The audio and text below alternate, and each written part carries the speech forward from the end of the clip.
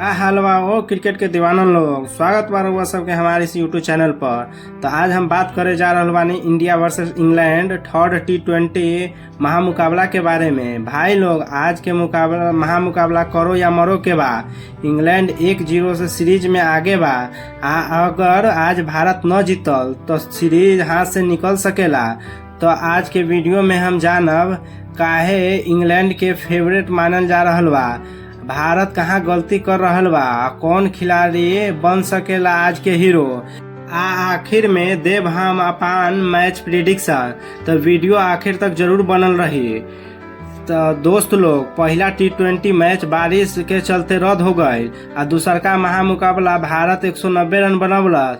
बस भारतीय फैन सोचले बस अब जीत पक्का बा, बाकी जोको बेतल पूरा कहानी बदल दिले।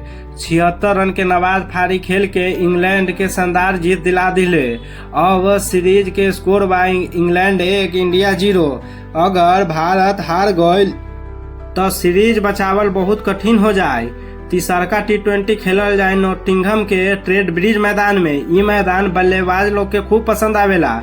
यहाँ चौका छक्का खूब लगेला। अगर गेंदबाज लाइन लेंथ बिगाड़लस तो गेंद सीधा बाउंड्री के पार। भाई लोग, अभी ज्यादातर क्रिकेट एक्सपर्ट आ प्रिडिक्शन वेबसाइट कहत बारी कि इंग्लैंड के जीत के संभावना ज्यादा बा, कारण पहला घरेलू मैदान बा, दूसरका कारण टीम शानदार फॉर्म में बा, तीसरका कारण बा कि पिछला मैच दबाव में 190 रन चेस करके आत्मविश्वास बढ़ गई बा टीम के। आ सबसे बड़ा कारण भारत के बॉलिंग बा।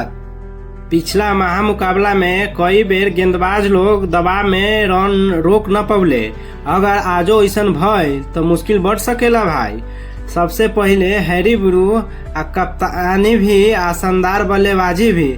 दूसरका नाम अगर आज फिर टिक गईले तो भारत खातिर मुश्किल हो सकेला। गेंदबाजी में जोपड़ा अचर तेज रफ्तार आ आदिल रशीद के स्पिन आ भारत के बल्लेबाज के परीक्षा ले सकेला। भारत के सबसे ज्यादा उम्मीद रही श्रेयस अय्यर से। कप्तान के जिम्मेदारी बा और टीम के आगे से लीड करे के भी बा। अभिषेक शर्मा अगर पावर प्ले में तेजी से रन बना देले तो मैच भारत के तरफ हो सकेला। ईशान किशन से सबसे बड़ा स्कोर की उम्मीद बा। अब बात गेंदबाज लोग के। अक्षरदीप सिंह के शुरुआती विकेट लेवे के पड़ी या रवि बिश्नोई के बीच के ओवर में रन रोके के जिम्मेदारी रही। अगर बॉलिंग यूनिट मिलके अच्छा प्रदर्शन कैला तो भारत शानदार वापसी कर सकेला। भारतीय फैन अभी कह रहल बारे भगवान बस आज जिता दी। इंग्लैंड के फैन बोलत रहे बैथल भाई एक बार फिर। घर में अंकल टीवी के सामने रिमोट को ही मत छुई।